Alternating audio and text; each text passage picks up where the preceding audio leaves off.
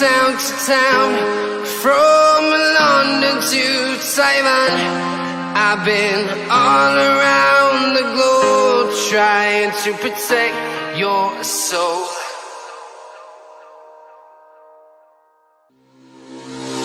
Nightmares creep while you and me repeat.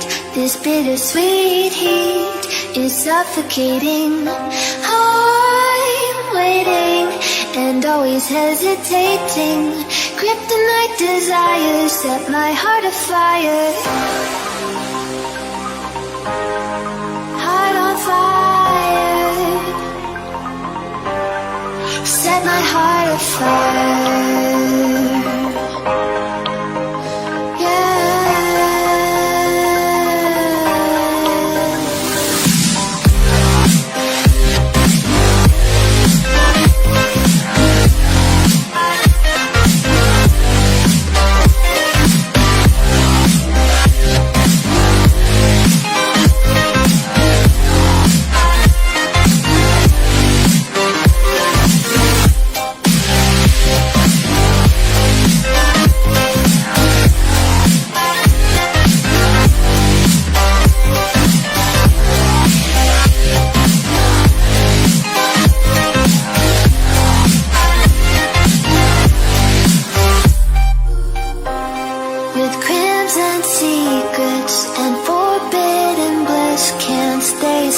Don't stop that thrill.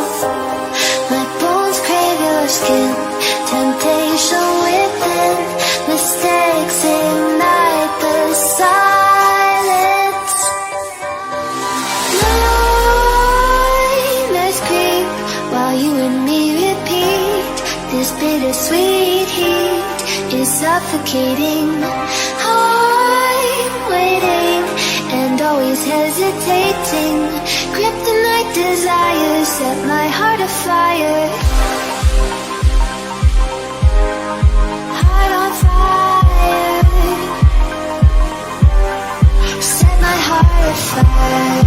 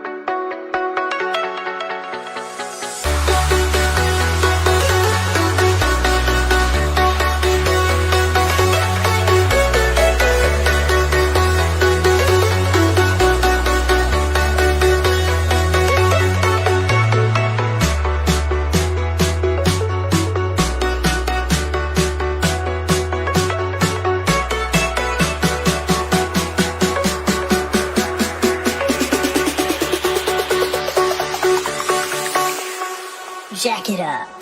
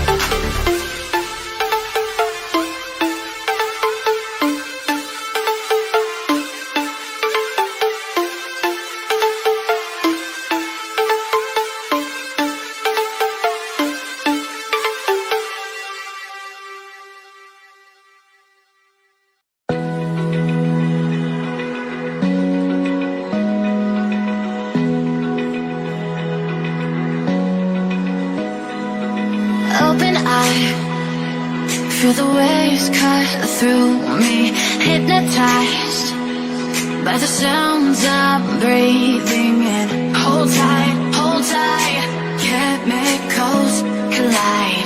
Hold tight, hold tight, hold tight. Dripping lights paint the skies, all because of you. Dripping lights paint the skies, only you can make me move. You can make me move. Can make me move. You can make me move. Can make me.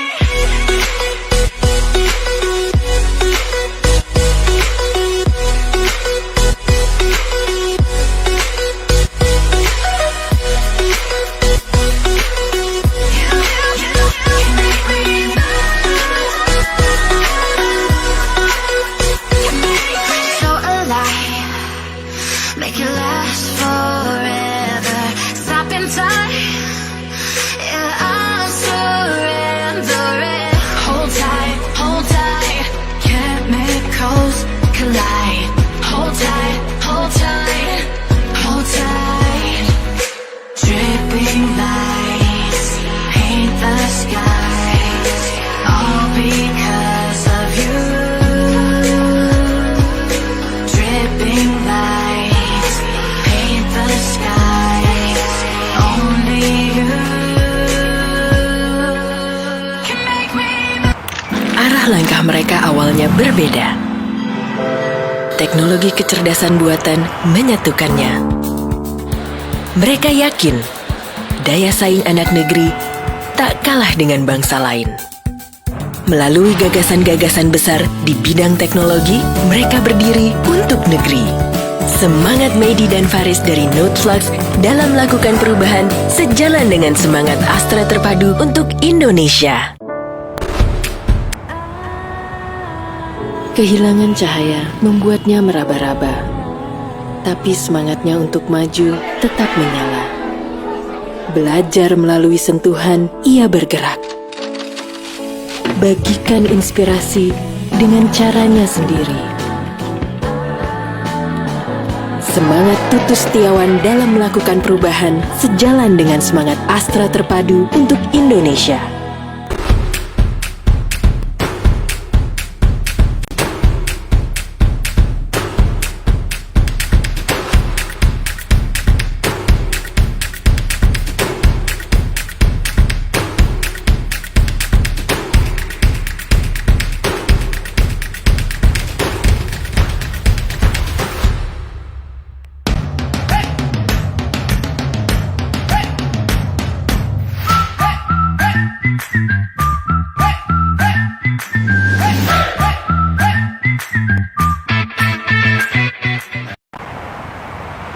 Arah langkah mereka awalnya berbeda. Teknologi kecerdasan buatan menyatukannya. Mereka yakin daya saing anak negeri tak kalah dengan bangsa lain. Melalui gagasan-gagasan besar di bidang teknologi, mereka berdiri untuk negeri. Semangat Medi dan Faris dari Noteflux dalam melakukan perubahan sejalan dengan semangat Astra Terpadu untuk Indonesia. Kehilangan cahaya membuatnya meraba-raba, tapi semangatnya untuk maju tetap menyala. Belajar melalui sentuhan, ia bergerak. Bagikan inspirasi dengan caranya sendiri. Semangat Tutus Setiawan dalam melakukan perubahan sejalan dengan semangat Astra Terpadu untuk Indonesia. Hai Yoters, yuk dengerin obrolan seru dan inspiratif di Inspira Audio Cash, podcastnya yang mantap. Di podcast ini, kamu akan dengerin jutaan podcast dengan menghadirkan narasumber yang ahli di bidangnya, yang akan membahas berbagai topik seru. Yuk dengerin podcastnya sekarang di Spotify.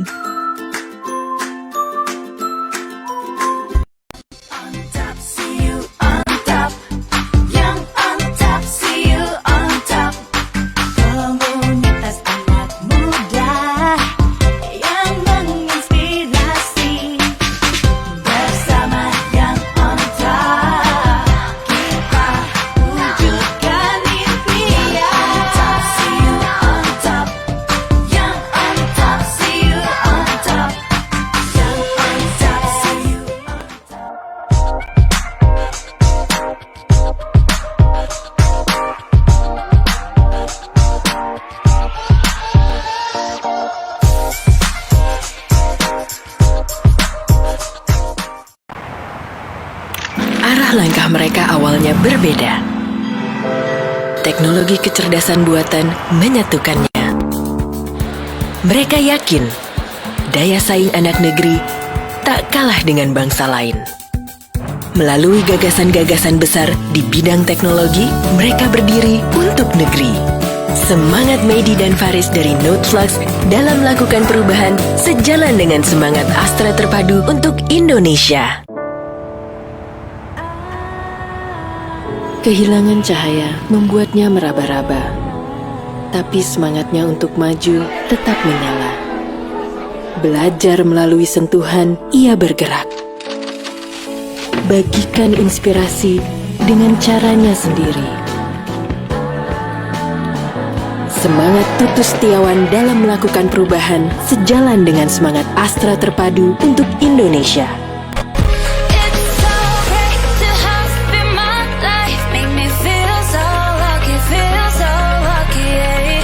It's so great to have you in my life. Make me feel so lucky, yeah. Feel so lucky, yeah. Feel so lucky, yeah.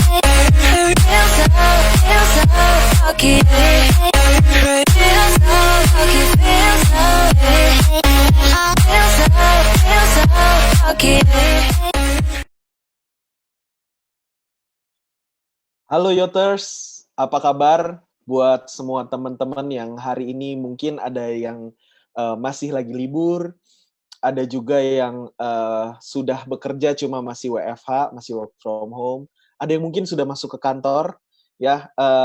Buat kalian semua, semoga selalu ada dalam keadaan yang sehat, walafiat, dan selamat datang di acara Inspira Webinar kali ini, Makin Pintar di Rumah, presented by Astra.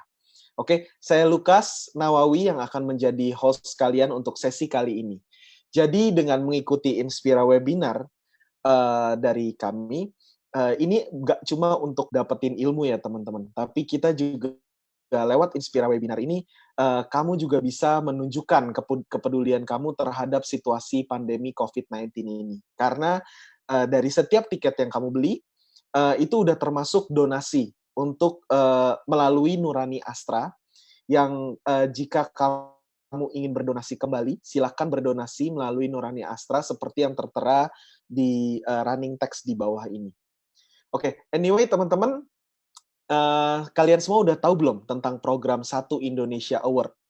Ya, Satu Indonesia Award adalah adalah program yang sudah dijalankan ke-11 kalinya di tahun 2020. Ini adalah penghargaan dari Astra untuk generasi muda yang memberi manfaat ya bagi masyarakat di seluruh penjuru tanah air. Dalam bidang apa aja? Dalam bidang kesehatan, pendidikan, lingkungan, kewirausahaan, dan teknologi.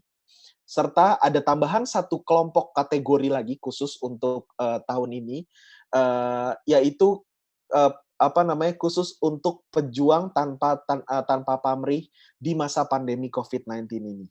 Ya, jadi setiap penerima apresiasi tingkat nasional dan apresiasi khusus akan mendapatkan dana bantuan untuk kegiatan yang dijalankan sebesar 60 juta rupiah. Wow. Dan pembinaan khususnya untuk kegiatan yang Anda jalankan. Nah, informasi lengkapnya bisa didapatin di www.1-stripindonesia.com. Oke, saya ulangin, www.1stripindonesia.com. Oke, pendaftaran ini dibuka sampai tanggal 2 Agustus. Jadi teman-teman jangan lewatin kesempatan kali ini, khususnya bagi teman-teman yang pengen memberikan dampak untuk masyarakat lebih luas lagi. Nah, sebelum kita mulai masuk ke dalam acara intinya, nah saya pengen kasih peraturan-peraturan nih dalam live kali ini. Ya, pertama, teman-teman bisa tanya langsung ke narasumber kita melalui chat di Facebook, di kolom komentarnya ya. Nah, komentar terbaik akan mendapatkan hadiah tumbler keren dari Yang On Top. Ya, dan nanti akan diumumkan di akhir sesi. Oke, nanti ada tim dari Yang On Top juga yang akan memilih pertanyaan terbaik yang paling berbobot gitu ya. Nah, peraturan kedua adalah teman-teman dilarang sekali berkata-kata kasar, ya. Nggak boleh berkata-kata kasar dan mencemooh dalam kolom komentar yang disiapkan. Oke? Nah, sesi Inspira Webinar kali ini kita kedatangan narasumber yang pastinya teman-teman yang beli tiketnya juga pengen langsung dengerin dari beliau dan udah kenal juga ya sama Mas Samuel Ray ya. Beliau seorang HR practitioner ya. Saya panggilnya Bro aja kali ya. Bro Samuel selain jadi HR practitioner, beliau juga seorang penulis buku ya, penulis buku Lagi Probation judulnya. Ya, terus buku ini juga berisi mengenai tips dan trik perihal mencari kerjaan ya, dimulai dari nulis CV, negosiasi gaji. Ya mungkin ini informasi yang apa ya, mungkin teman-teman butuh gitu sehari-hari ya, berdasar pengalaman dan sudut pandang dari Bro Samuel sendiri gitu ya. Nah, pastinya teman-teman udah nggak sabar juga ya, pengen langsung denger sharing dari beliau ya, pengen denger sharing langsung dari Bro Samuel Ray ya. Langsung tanpa berlama-lama lagi kita sambut Bro Samuel Ray.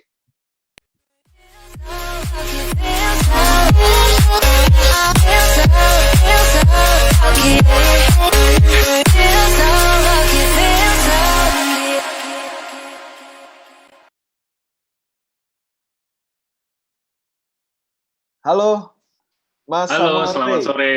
Sore ya, apa kabar Bro? Baik, Bro Lukas, apa kabar? Sehat. Gimana Sehat. keluarga, sehat semua ya? Sehat nih meskipun di rumah aja nih, seperti Iya, di rumah. teman-teman semua. Iya, udah berapa bulan ya di rumah aja ya? Udah 2 bulan lebih Udah kali ya? 2 bulan lebih ya kita ya. Iya. Iya. Oke. Kantor juga semua dikerjain dari rumah nih kebetulan Oke. jadinya. Oke, betul.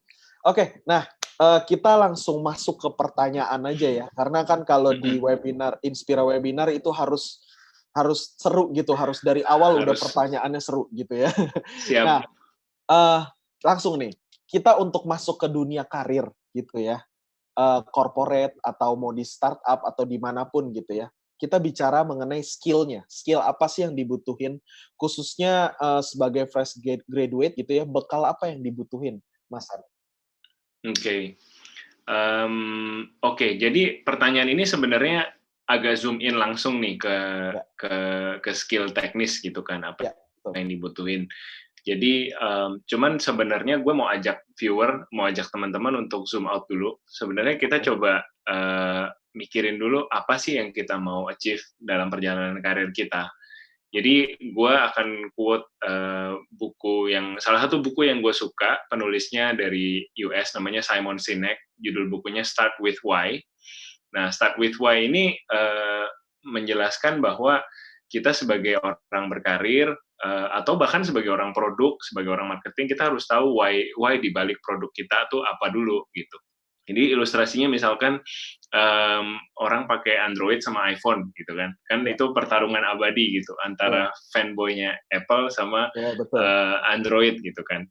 Nah, cuman ketika kita lihat fanboy Apple nih, kenapa sih anak-anak yang suka Apple tuh dia bolak-balik kayaknya Apple meskipun harganya lebih mahal, spesifikasinya lebih mungkin di bawah Android sebenarnya gitu. Cuman kok tetap mau membayar harga yang mahal buat beli produk Apple. Nah, kata Simon Sinek, sebenarnya Apple ini udah menyentuh sisi why-nya dari kenapa orang beli teknologi gitu. Kalau Android tuh dibilang what-nya. Jadi ketika kita bicara dia ada 3 lingkaran, paling luar ada what, how, sama why. Nah, kalau kita masih bicara di ranah what, artinya kita bicara soal, ya saya fresh graduate dari Universitas A, nilai saya segini, terus lingkarannya makin menyusut tuh gitu.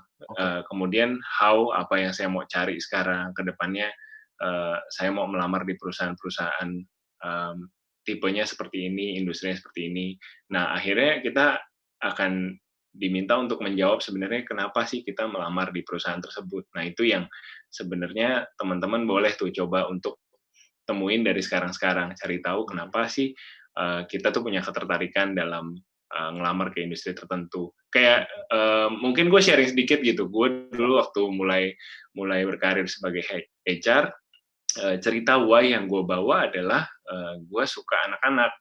Jadi gue suka ngajar di depan anak-anak, gue suka sharing tentang Indonesia. Dulu kan kebetulan kuliahnya di luar, nggak di Indonesia, jadi sharing tentang budaya Indonesia, ngajarin anak-anak membatik gitu. Nah itu why-nya gue dulu gitu. Jadi pada saat gue ceritain itu ke interviewer, itu jadi nilai tambah gitu. Itu jadi ya tentu ada interviewer yang suka cerita gue, ada yang enggak gitu kan ya. Nggak mungkin semua suka gitu kan. Pasti kan ada selera masing-masing. Cuman ketika lu punya why, ketika lu datang ke interview dengan why, itu lu membawa membawa warna yang mudah-mudahan lain gitu dibandingin kandidat lain.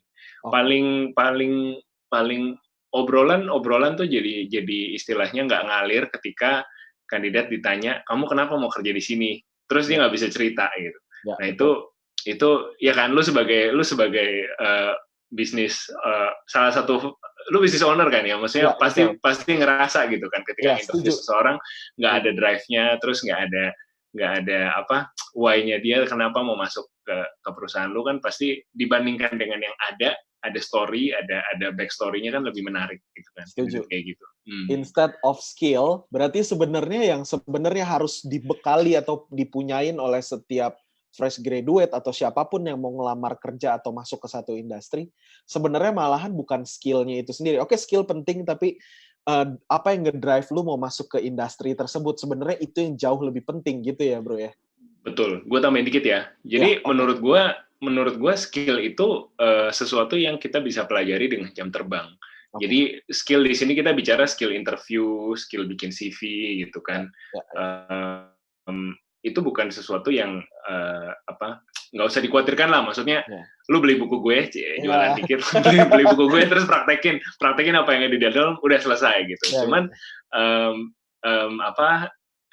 akan semakin baik seiring dengan banyaknya interview yang lo hadirin gitu kan. Jadi kalau baru 1-2 kali interview ya otomatis pasti lo keringat dingin, pasti lo nervous, pasti salah manggil rekruter apa segala macam, blunder pasti kejadian. Cuman itu jam terbang, men. Pokoknya perbanyak aja interviewnya, perbanyak aja repetisinya, nanti lama-lama jago sendiri. Cuman yang nggak bisa diajarin adalah story yang lu bawa tadi. Itu harus original.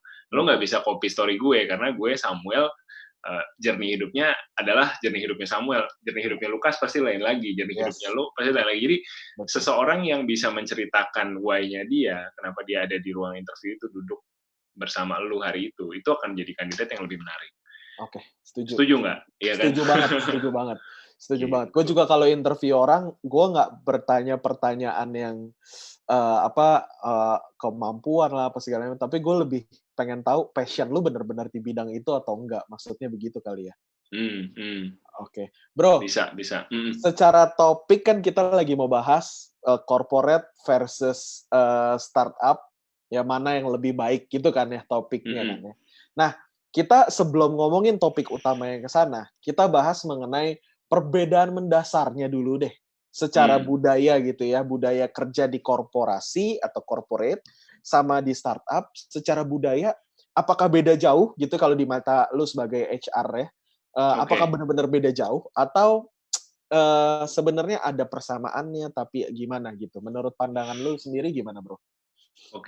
Jadi gue nih kerja kurang lebih sekarang tahun ke-8 gue kerja sebagai karyawan gitu ya. Dari 8 tahun gue kerja, yang gue habiskan di startup itu cuman kurang lebih 1 tahun lah. Jadi sisanya, 7 tahun sisanya tuh kebanyakan rata-rata perusahaan korporasi.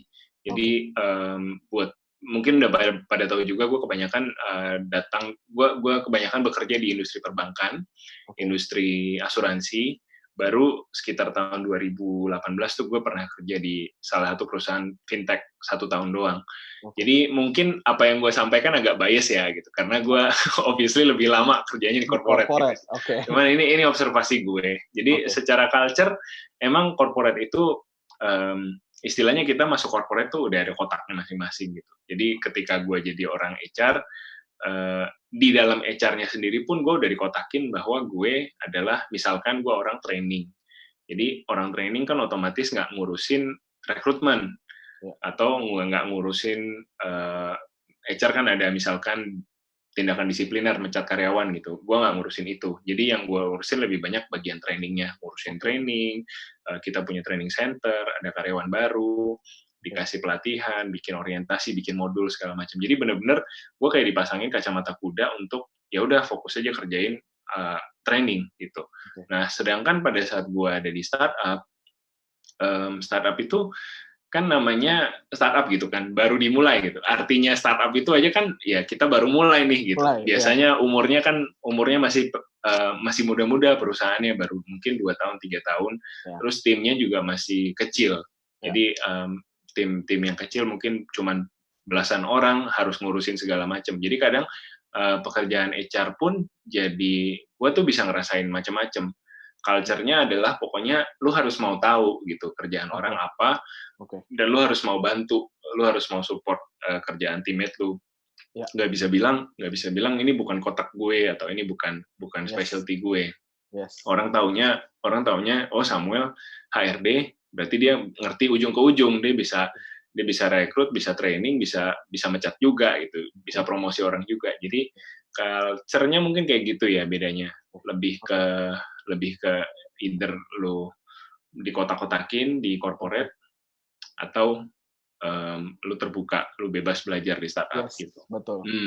Jadi gimana? Nambahin mungkin, Bro Lukas. Nah, kalau gue sih, kalau lu kan lebih ke arah corporate, kalau gue kan ya basically sekarang company gue sendiri kan memang kita startup. Startup itu ya yang tadi Bro Samuel bilang betul, maksudnya kita masih company yang under 5 years, biasanya juga di tim kita semua isinya adalah orang-orang yang sama-sama mau belajar apa dalam ranahnya. Contoh tadi Bro Samuel bilang deh, dalam ranah HR sendiri aja kan nggak cuma hiring atau mencat orang, tapi ada juga training di sana, ada juga mungkin development internal tim dan sebagainya, ada juga yang memang harus ngejaga tim supaya solid dan sebagainya. Nah, itu kan beda-beda kan ya job desk-nya dalam tim HR sendiri. Sementara kalau di corporate, HR itu ya dari ujung ke ujung, betul. Gitu. Benar. Jadi sebenarnya secara budaya kerja, bukan budayanya sih yang berbeda, tapi mungkin sense of belonging-nya mungkin kalau corporate sudah terkotak-kotak gitu. Maksudnya, gue akan bertanggung jawab sama tim gue dalam ranah yang sudah ditetapkan gitu kan ya. Kalau startup mungkin secara pertanggungjawaban, secara sense of belonging, mungkin sense of belonging ke company-nya bahkan biasanya gitu kan. Maksudnya karena ranahnya masih scope-nya ya orangnya mungkin masih 20-30 juga masih startup gitu loh. Bener ya, begitu ya bro ya? Benar, dan mungkin figur founder-nya itu penting banget ya. Maksudnya orang kan Gojek, Nadiem gitu kan. Terus Tokopedia, Ko Willem gitu kan. Jadi ada satu figur yang kita tuh punya kayak attachment sama dia gitu ya. Kalau corporate sepertinya nggak segitunya gitu ya. Oke. Nah, gimana jenjang karir di keduanya? Kita udah masuk ke ranah karir nih. Kita karena judulnya versus gitu ya, corporate versus startup. Kita gimana kontrasin kita bandingin deh? Kita kontrasin gitu ya. Karirnya di kedua bidang ini gimana? Kalau di corporate apakah jenjang karirnya gimana, ada lebih baik atau di startup bagaimana gitu loh. Kita bicara plus poinnya di dua-duanya deh gimana. Ini kalau karir sebenarnya balik lagi ke ada faktor untung-untungannya ya gitu kan. Cuman gue akan ceritakan apa yang bisa terjadi gitu.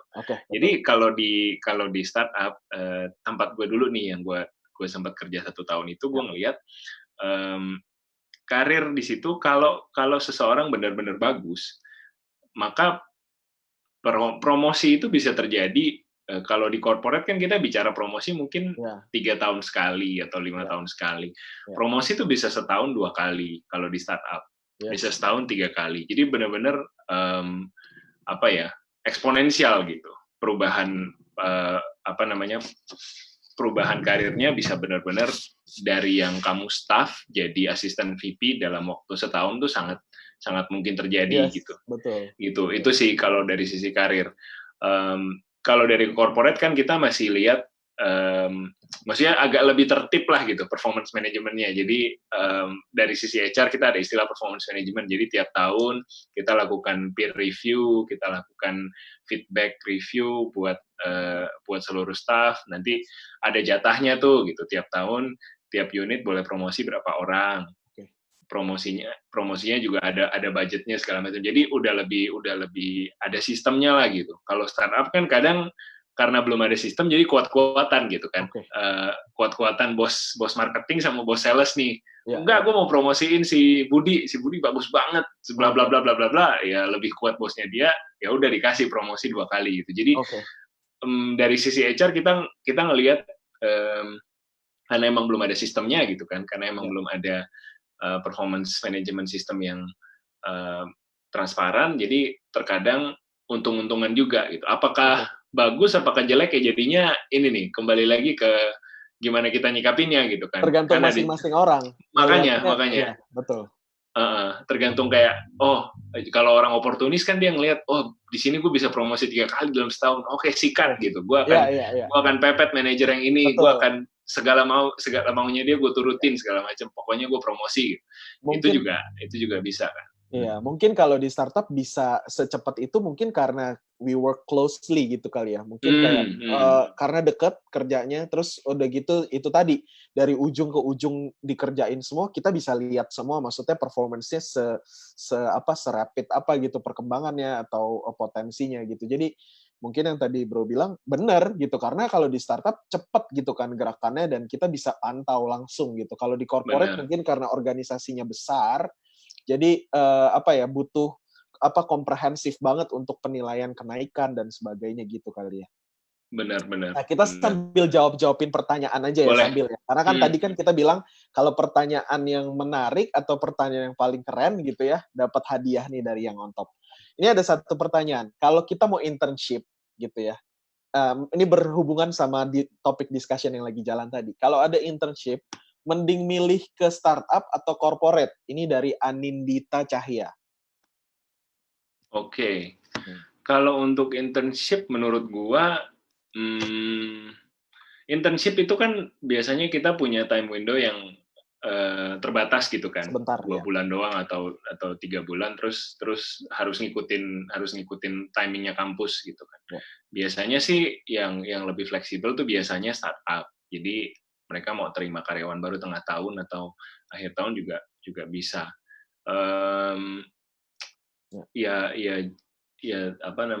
Sebenarnya internship mau di startup mau di corporate sebenarnya yang penting ada sih kalau gue ngelihatnya. Tapi kalau memang teman-teman nyarinya pengalaman yang pokoknya gue mau cobain segala macam, gue mau mengetes minat bakat gue dari marketing, sales, HR segala macam. Mungkin bekerja di perusahaan yang kecil lebih bagus, karena ya seperti yang tadi Bro Lukas bilang, semua orang kenal semua orang, jadi kayak kalau kamu benar-benar bagus, terus kelihatan bagus, semua orang pengen dalam tanda kutip pakai kamu gitu, semua orang pengen kasih kamu kerjaan, jadi pinternya banyak, jadi nggak cuman masuk sebagai orang marketing, keluar sebagai orang marketing, tapi bisa jadi ilmunya holistik tuh gitu, marketing dapat, sales dapat, HR dapat, semua dapat. Gitu. Benar-benar. Karena gue juga punya cerita, kakak ipar gue itu masuk ke satu company as a finance, cuma saat ini dia ditempatin di marketing, sebelumnya di HR. Karena dia masuk ke perusahaan HR. Kenapa? Ke perusahaan startup. Karena ya itu tadi, kesempatan belajarnya banyak sekali gitu loh. Nah, itu nyambung ke pertanyaan berikutnya nih. Berarti sebenarnya di corporate atau di startup, apakah dua-duanya, apakah lebih cenderung ke startup yang lebih baik untuk pengembangan diri? Ini kita bicara self-development sih. Oke. Nah, jadi pengembangan diri juga ini preferensi nih, karena ada 2 arah sebenarnya kan. Kalau kita mau berkembang dalam karir, istilahnya orang bilang generalis sama spesialis. Jadi generalis tuh artinya kalau kita bagian pakai contoh HR karena gue orang HR gitu kan. Generalis HR adalah orang yang mengerti sedikit-sedikit, tapi semua spektrum dia udah pernah cobain. Gitu. Jadi mulai dari rekrutmen, kemudian training karyawan, kemudian performance development, performance review, Ya. sampai mungkin menyelesaikan masalah hubungan industrial. Jadi pergi ke pengadilan segala macam, urusin pemecatan segala macam pernah. Itu generalis gitu kan. Jadi sedikit-sedikit ngerti semua, tapi tidak ada pengetahuan yang mendalam gitu di salah satu bidang. Nah, sedangkan ada lagi satu style lagi spesialis. Jadi misalkan gue orang HR yang spesialis di training. Gue jago banget training gitu. Gue kalau mimpin training pesertanya pasti banyak. Kalau mimpin training pasti seru, partisipasinya tinggi. Terus satisfaction-nya pasti tinggi juga gitu. Gue menguasai segala modul-modul training, gue tahu semua vendor training, gue bisa mengkondak training dari awal sampai akhir sendiri. Itu biasa kita sebut spesialis. Jadi cenderungannya adalah karena tadi startup orangnya sedikit dan pekerjaannya banyak karena perusahaan yang baru dirintis, kecenderungannya adalah kita dapat kesempatan jadi seorang generalis di startup gitu. Nah, ilmu yang kita dapetin sebagai seorang generalis mungkin nanti ke depannya akan berguna bila, kalau gue ngeliat trennya sih ya, teman-teman gue yang kerja di startup ujung-ujungnya berikutnya startup lagi biasanya sih gitu. Karena ya tadi dia udah jadi generalis, banyak yang dikuasai, terus juga sense of ownership itu beda gitu. Kalau anak-anak startup tuh kayak you try or you die gitu. Bener-bener dia habis-habisan, dia yang tadi Bro Lukas bilang ownership-nya tinggi ke perusahaan, terus juga drive-nya mungkin lebih tinggi gitu. Karena kalau di startup kan selalu ada waktu yang istilahnya landing pad ya. Maksudnya investor money kan you have to be responsible kan. Ketika kita diberikan funding sama investor kan itu nanti akan diminta pertanggungjawabannya gitu. Karena startup kan belum make their own money.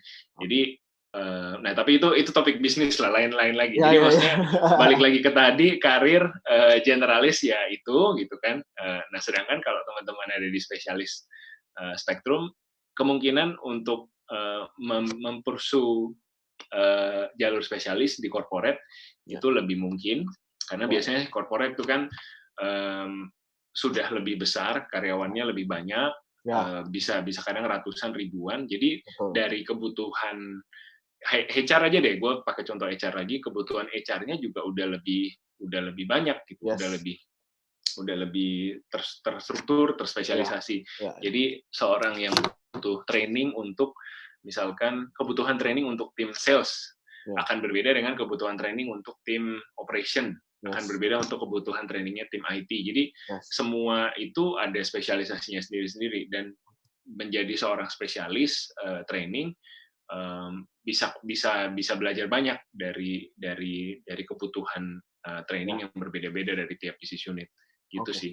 Jadi jalurnya masih teman-teman pikirin tuh, apakah gue generalis, apakah gue spesialis. Gitu. Ada pertanyaan lagi berkaitan juga. Ini kita bicara HR in general ya, baik di corporate atau di startup. Tapi dari segi dari pandangan Bro Sam, dari pandangan HR, apakah lo lebih cenderung suka bekerja sama dengan orang yang punya skill di bidangnya, atau memang dia punya background atau lulusan di bidang yang kita cari tersebut? Let's say kita ngomong marketing, kita nyari orang yang memang background marketing, atau secara pengalaman kerja, secara skill yang dia punya, penerapannya emang marketing banget ini orang gitu, atau gimana? Kalau dari lu pandangannya gimana? Kalau dari gue mungkin, nah ini kita belah dua lagi nih. Kita bicara fresh grad atau kita bicara experience. Kalau gue bicara experience, artinya kandidat yang udah 5 tahun ke atas kerja, gue udah nggak lihat lagi sebenarnya dia sekolah di mana. Jadi pendidikan tuh sebenarnya nomor 2 lah, nomor kesekian lah kalau gue ngelihat kualifikasi seseorang gitu. Either itu sebagai kandidat gue atau sebagai misalkan gue mau hire konsultan gitu. Gue nggak tanya sih kalau misalkan ada konsultan datang ke kantor terus presentasi, gue nggak tanya dia lulusan mana gitu. Gue akan lebih cek portfolionya dia seperti apa nih yang udah pernah dibikin gitu. Kayak mungkin konsultan agency atau branding, gue akan lebih tanya dia udah pernah kerja sama brand apa, portfolionya kayak gimana, bikin animasi bisa nggak, segala macem kayak gitu. Tapi kalau kita fresh grad, memang sih kalau fresh grad terus kita mau ngelamar berbeda dengan kualifikasi kuliah kita. Misalkan kita kuliahnya jurnalistik, terus mau lamar jadi MT di banking gitu kan, kan agak nyebrang gitu. Nah, emang tadi balik lagi ke topik pertama kita, Simon Sinek gitu, start with why. Kita harus bisa bercerita tuh, ceritanya Kenapa? apa gitu kan. Kenapanya itu apa, harus ada gitu kan. Karena eventually teman-teman akan ditanya. Oke. Terus lanjut ya, kita sambil Lanjut. jawabin pertanyaan, nggak apa-apa ya. Ada dari Yuk. Raden Iqmal, tanya, gimana dengan perbedaan employee turnover? Nah, ini seru nih, employee turnover di corporate sama di startup. Lu sebagai yang udah pernah berkarir di dunia HR di kedua-duanya, lu kan pasti nyadar banget kan di startup gimana, employee turnovernya di corporate gimana. Mana yang lebih mudah dikendalikan untuk lebih ngejaga engagement antara karyawan dan perusahaan? Menurut lu gimana, Bro? Oke. Employee turnover pastinya lebih stabil corporate ya. Karena kan benefitnya lebih stabil, terus juga mungkin culture-nya lebih I wouldn't say let back lah, cuman lebih stabil in a sense of business dan arahan 5-10 tahun ke depan udah kelihatan gitu. Jadi emang culture yang seperti itu mau nggak mau bikin orang betah gitu kan, pengen stay, nggak pindah-pindah. Kalau startup ya tadi kan karena kita bertumpu pada seorang founder figure gitu kan, Ko William atau Nadim dan siapapun itu, jadi terkadang ngunci bener ke orang itu gitu. Dia mau apa hari ini, istilahnya ibaratnya dia bangun dari sisi ranjang sebelah mana, arahan perusahaan hari ini bisa berubah gitu. Jadi kan itu anekdot lah, ekstrimnya mungkin seperti itu gitu. Cuman kadang kalau kita bicara startup, culture-nya memang lebih agile gitu, lebih cepat pindah haluan, lebih cepat pivot. Kalau satu strategi nggak berhasil, lebih cepat bergerak ke tempat lain. Memang bagus gitu kan, jadi lebih adaptif. Cuman mungkin nggak cocok untuk semua orang gitu. Mungkin buat teman-teman kita yang udah mungkin berkeluarga, terus punya anak, mungkin udah nggak menarik lagi buat si orang ini untuk misalkan terima WA jam 2 pagi, suruh bikin report besok harus selesai. Mungkin udah nggak menarik lagi gitu. Mungkin kalau teman-teman masih fresh graduate 1-2 tahun masih single, ya udah jabanin gitu kan. Tapi ada juga yang akhirnya wah ini not for me gitu. Jadi turnover otomatis jadi lebih frequent ya, lebih sering terjadi buat teman-teman di startup. Dan biasanya benchmarkingnya juga lain sih. Kalau startup biasanya benchmarkingnya ke startup. Oh, karyawan lo berapa bulan rata-rata cycle-nya untuk dia resign? 6 bulan, 12 bulan. Biasanya kan pendek-pendek gitu kan kalau startup kan. Betul. Kalau corporate ya dia benchmarkingnya sama-sama corporate. Jadi lebih ke kita pun banking misalkan benchmarking sama multinational bank yang lain. Kalau bank lokal kita nggak benchmarking kayak gitu. Jadi ya seperti itu sih perbedaannya. Betul. Nah, kita ngomongin soal, berarti kan kalau ngomong soal turnover dan sebagainya, kita ngomongin soal jaminan karir gitu. Apakah berdasarkan obrolan lu tadi, apakah di startup berarti nggak ada jaminan karirnya atau gimana, Bro? Oke. Appetite-nya gue rasa kalau startup itu growth kan. Dia kepengen company-nya eksponensial. Tahun ini 50 orang, tahun depan 100, terus bertumbuh terus, karir yang stabil, terus culture yang lebih stabil, itu mungkin nomor kesekian lah gitu. Growth at all cost biasanya kan startup kan visinya kayak gitu. Jadi kalau kita bicara kestabilan, emang mungkin kasat matanya ya nyarinya di startup. Nyarinya di corporate, sorry. Nyarinya di corporate. Gitu. Oke. Nah, kalau buat fresh graduate nih, Bro, ya, kita bicara banyak viewers kita dari komunitas-komunitas, mau dari yang on top. Saya lihat tuh banyak yang nge-tag di Instagram itu dari Yoters Bengkulu, Yoters mana kemarin Samarinda, Bandung, dimanapun gitu ya. Mereka kan rata-rata fresh graduate atau baru memulai karir.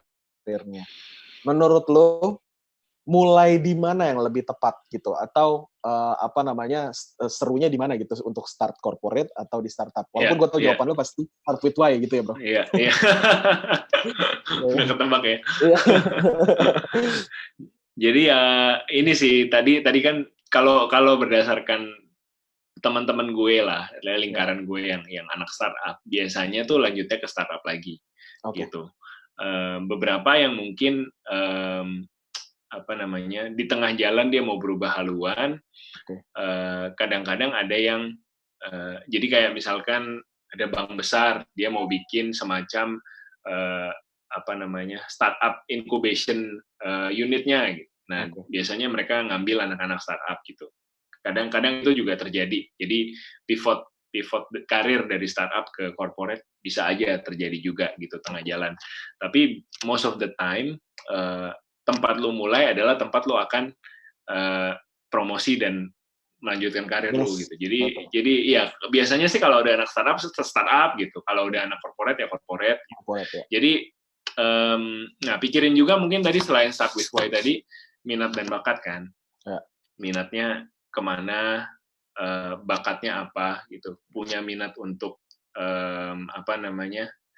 kerja di startup, tapi bakatnya artinya kasarnya mungkin kemampuan kita untuk menghadapi culture-nya gitu. Kerja sampai lembur malam-malam, kerja sampai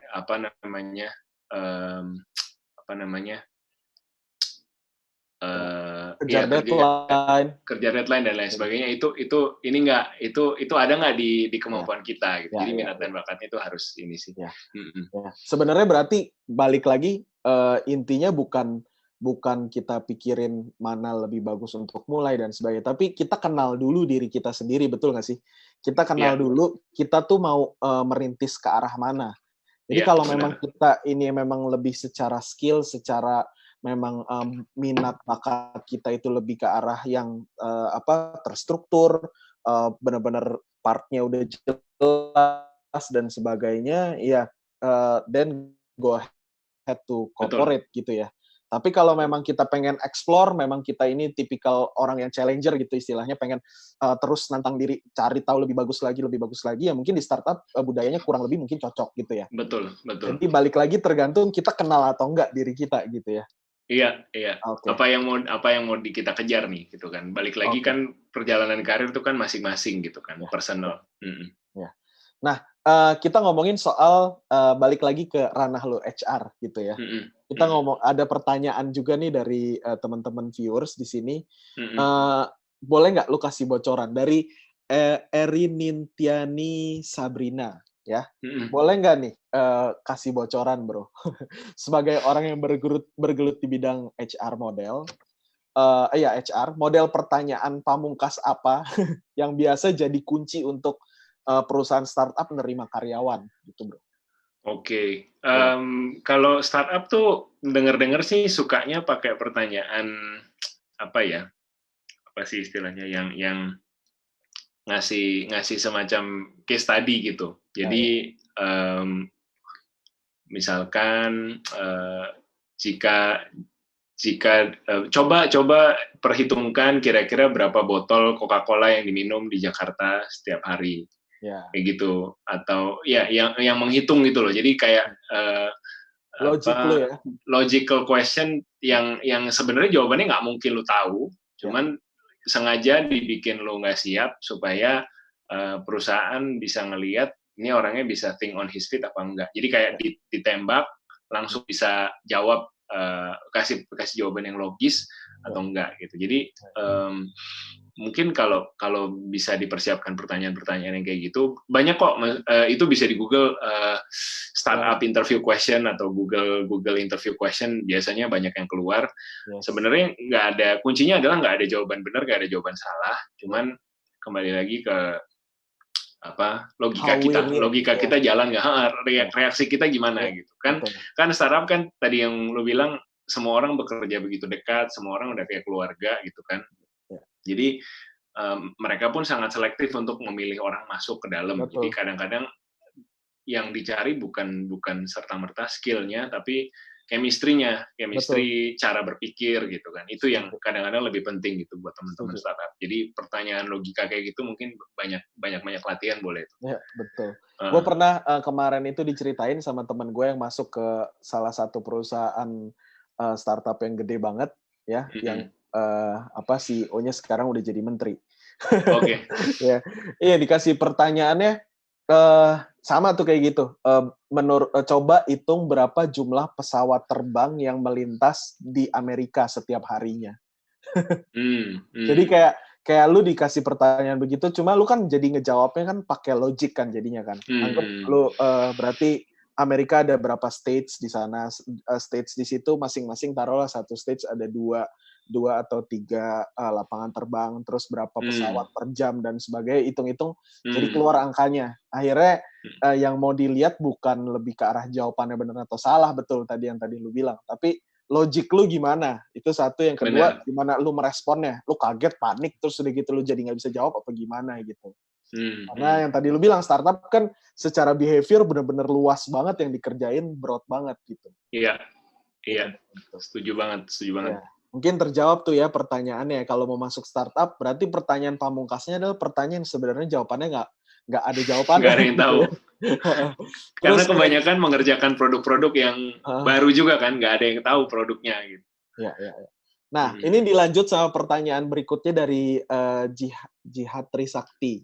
Ya, apakah ada perbedaan gaya dari interview corporate dan startup?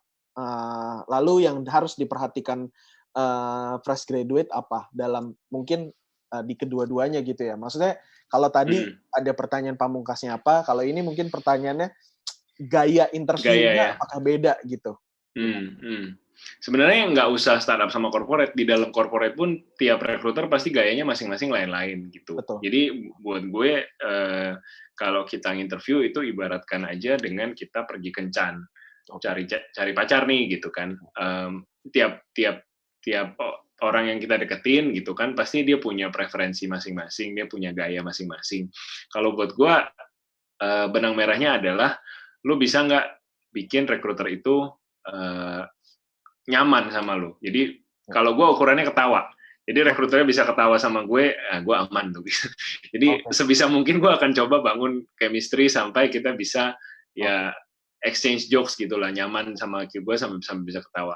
Jadi buat gue sih itu ya, ketika nginterview yang penting di luar yang teman-teman semua udah tahu lah, maksudnya pakaian harus rapi, datang nggak boleh terlambat segala macam. Tapi setelah itu ketika masuk ruangan kita sering ngerasa, terutama fresh grad nih suka ngerasa bahwa interview pekerjaan itu seperti interview skripsi atau seperti kita interview kita berbuat salah terus kita harus menjelaskan gitu. Sebenarnya mindsetnya harus diganti gitu. Mindsetnya adalah kita lagi cari pacar. Ini pacarnya bisa kita bikin ketawa apa enggak? Kita bisa ada chemistry ngobrol nggak sama dia, ngalir nggak sih kalau ngobrol gitu.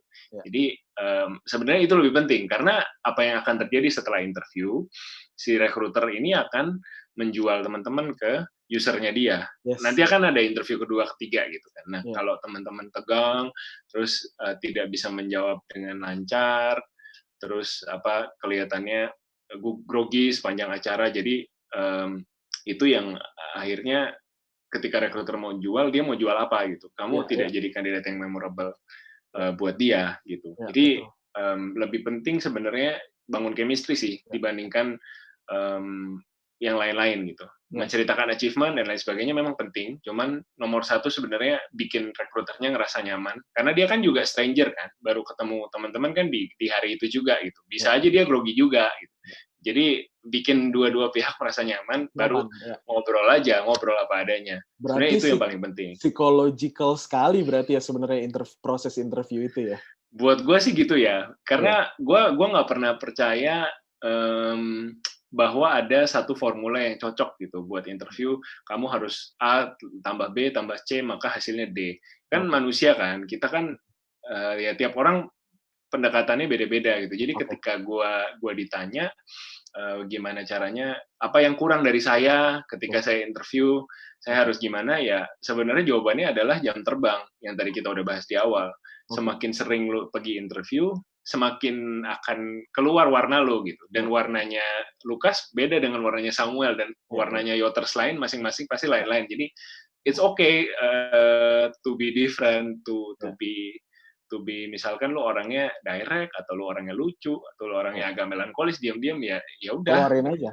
keluarin aja, emang lu begitu gitu. Nanti kan kalau udah pacaran ya, apalagi kalau lu udah di kontrak kerja berarti kan udah nikah tuh ceritanya kan, Bakal kelihatan keluar asli. juga, bakal Iya, keluar anyway gitu. gitu ya. Makanya Berarti apa namanya, kalau kita ngomongin soal chemistry gitu ya, berarti sebenarnya ketika lu proses interview, lu keluarin semua itu malah lebih bagus, betul ya bro ya? Maksudnya dalam kadarnya lah ya. dalam kadarnya kita berusaha bangun chemistry, dan kalau emang nggak ada chemistry terus nggak cocok, yang paling penting jangan mengkritisi diri sendiri secara berlebihan gitu, kayak ngerasa wah anjir gue salah apa nih, wah gue manusia gagal nih, masa gue interview tadi misalkan gue interview di Gojek gagal men, anjir gitu. Ya udah sih, move on gitu, masih banyak perusahaan lain di luar Gojek yang intinya kan lu butuh penghasilannya gitu kan, lu kan butuh penghidupannya, ya udah nggak apa-apa, coba lagi tempat lain. Ini ada pertanyaan lagi bro, dari Naomi Patricia. Kita ngomongin balik lagi soal corporate dan startup gitu ya. Pertanyaannya mungkin saya adjust dikit dari pertanyaannya. Pertanyaannya keren. Dalam keadaan new normal saat ini, ya mungkin setelah sekarang kan keadaan pandemi COVID-19 gitu ya. Abis ini kita masuk ke fase new normal yang pemerintah udah mulai sebarin tuh modul-modulnya gitu ya. Kita mau masuk ke dalam fase new normal. Nah, apakah persaingan di industri corporate maupun startup ini akan lebih ketat, atau perbedaannya apa? Sebelum era pandemi sama sesudah nanti, apakah terlihat jelasnya di bagian mananya gitu, bro? Perbedaan di dunia HR atau persaingannya, bro? Oke. Kalau terus terang kita semua masih di abu-abu lah ya. Maksudnya kita semua masih juga lagi beradaptasi sama apa yang lagi terjadi gitu. Dan buat gue kalau ditanya siapa yang tahu exact, sebenarnya nggak ada juga, karena semua masih mencoba menyesuaikan diri. Tapi yang gue lihat sih satu hal mungkin yang justru corporate banyak belajar dari startup adalah fleksibilitas untuk work from home. Fleksibilitas untuk mulai mempercayai teknologi kayak gini gitu kan, menggunakan teleconference untuk bekerja, itu semakin open gitu kan. Mindsetnya mau yang milenial, mau yang kolonial, semuanya sekarang belajar main Zoom atau main Teams gitu. Jadi itu yang bagus sih sebenarnya gue ngelihatnya. Dan satu lagi mungkin trennya yang mudah-mudahan, gue nggak tahu di Indonesia akan gimana, cuman kelihatannya di luar negeri sudah mulai umum gitu. Jadi bekerja remotely, meskipun kota lu berbeda dengan kota kantor pusat perusahaan, orang bisa bekerja dari mana aja. We can totally see that happening, karena orang lebih mempercayai teknologi. Artinya asalkan lu punya, if you have the brain, if you have the capability, dan lu punya laptop dengan internet, kedepannya lu nggak perlu visa lagi, nggak perlu terbang lagi untuk interview, lu bisa di-hire dari mana aja. Gua rasa itu akan dilakukan sama perusahaan-perusahaan teknologi yang besar-besar gitu ya, kayak Google, Twitter. Gua rasa Twitter akan lakukan. Terus Twitter juga bikin announcement, katanya mereka akan ambil policy work from home forever. Jadi siapapun karyawan Twitter, ini gue baru baca di Instagram tadi malam. Jadi siapapun karyawan Twitter mau work from home selamanya juga nggak apa-apa gitu. Again, Twitter ya Twitter kan, karena kan service dia kan digital semua. Dia nggak punya service yang fisik. Kalau perbankan kan ada service fisik, kita harus ngitungin uang, kita harus cetak buku gitu. Mungkin, tapi ya pelan-pelan mungkin perbankan akan ngikut ya ke arah situ gitu. Kita nggak pernah tahu. Oke. Berarti sebenarnya kalau kita mau ngomongin soal new normal, keadaan new normal, mau di corporate mau di startup, itu akan terjadi adjustment gila-gilaan. Maksudnya adjustment-nya dalam hal apa? Dalam hal culture-nya, dalam hal kebiasaan komunikasinya dan sebagainya, itu akan ada adjustment, betul ya bro ya? Betul. Oke. Ini satu pertanyaan terakhir bro. Saran lu, sebenarnya bukan pertanyaan sih, permintaan lah ya. Minta tolong kasih saran buat teman-teman Yoters hari ini yang nonton, yang mereka baru mau masuk ke industri karir, industri masing-masing gitu ya, masuk ke dunia karir. Menurut lu ada saran spesifik nggak dari lu sebagai pakar HR? Oke, gue masih belajar juga, masih praktisi juga. Ya, Jadi sama seperti teman-teman, mungkin saran gue ya sebanyak mungkin mencoba itu lebih penting, lebih baik daripada kita takut salah gitu. Ya.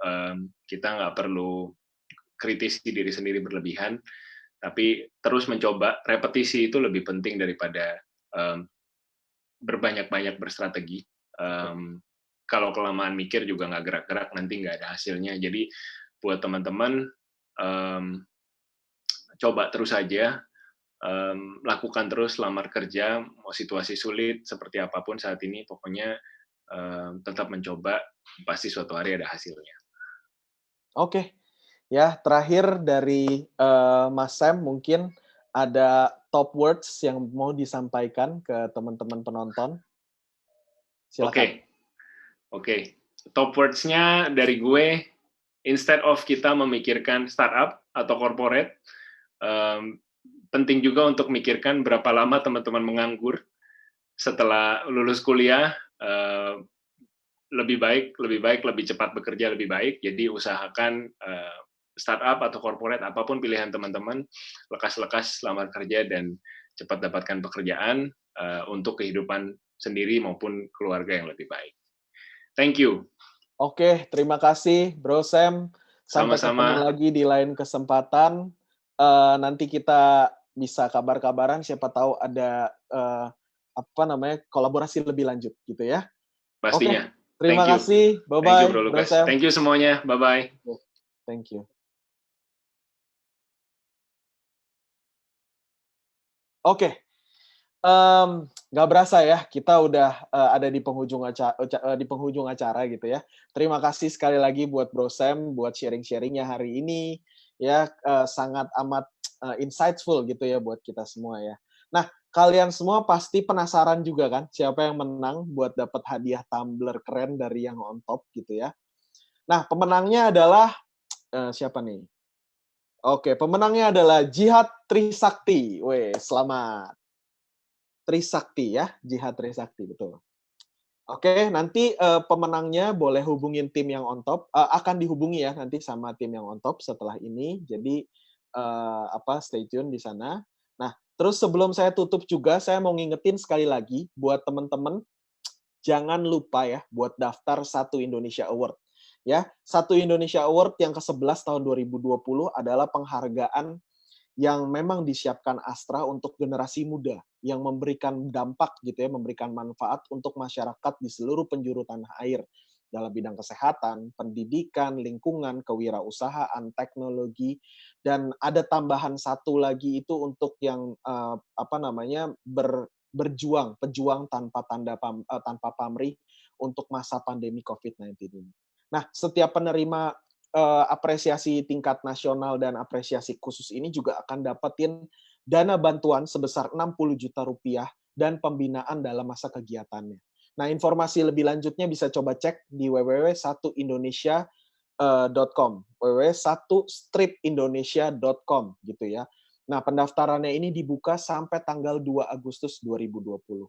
Nah, jangan kelewatan juga minggu depan, hari Kamis 4 Juni kita akan lanjut sharing session asiknya gitu ya untuk Inspira Webinar presented by Astra ini dengan Ibu Ani Nurhayani ya, beliau seorang content creator, mungkin teman-teman di sini juga udah banyak yang sebagai followersnya dia.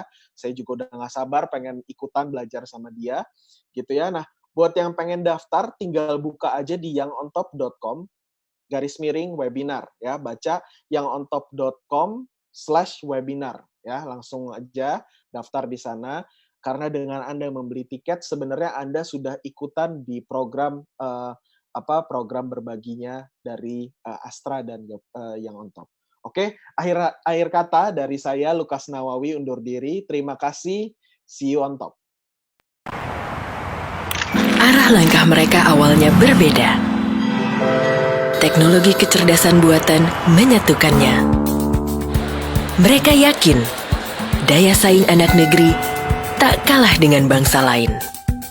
Melalui gagasan-gagasan besar di bidang teknologi, mereka berdiri untuk negeri. Semangat Medi dan Faris dari Noteflux dalam melakukan perubahan sejalan dengan semangat Astra Terpadu untuk Indonesia.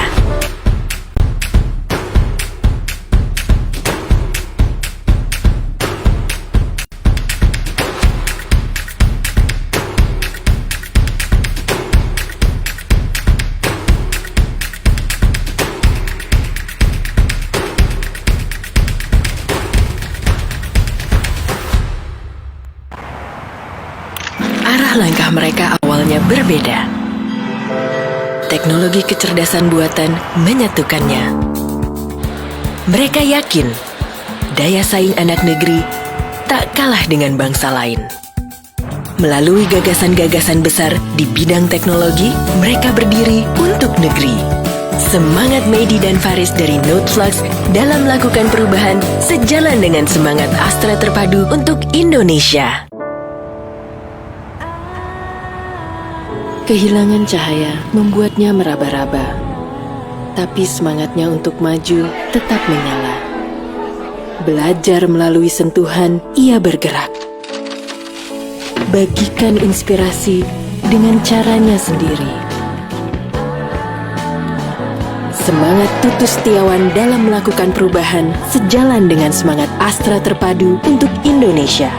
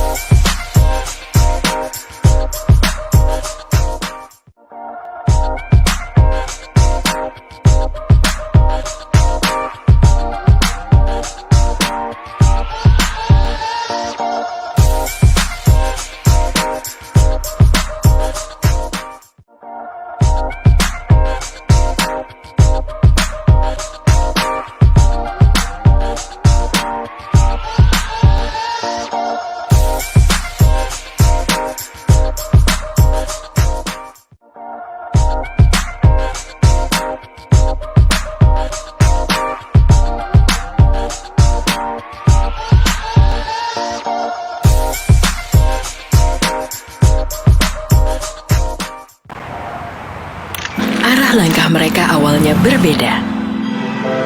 Teknologi kecerdasan buatan menyatukannya. Mereka yakin daya saing anak negeri tak kalah dengan bangsa lain. Melalui gagasan-gagasan besar di bidang teknologi, mereka berdiri untuk negeri.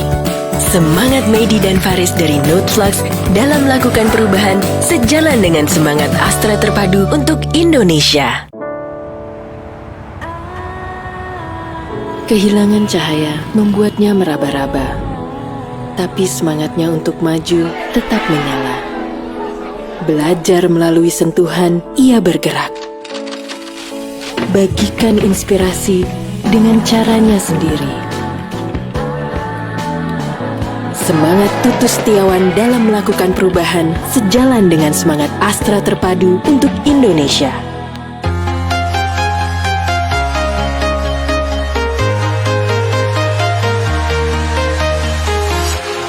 Walking alone, the streets are empty. The only thing I can see is my own silhouette. I'm getting stronger, step by step. The clock is ticking, but there's no time for regrets. I've been flying from town to town, from London to Taiwan. I've been all around the globe, trying to protect your soul. We are heroes tonight. We will fly above the sky. We are heroes tonight. Yeah. We are heroes tonight. We will fly above the sky. We are heroes tonight.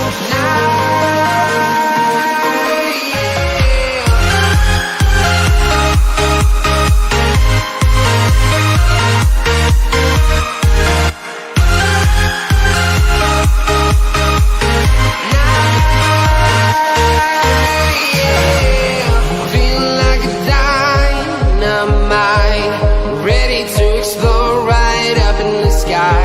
I need you to listen. I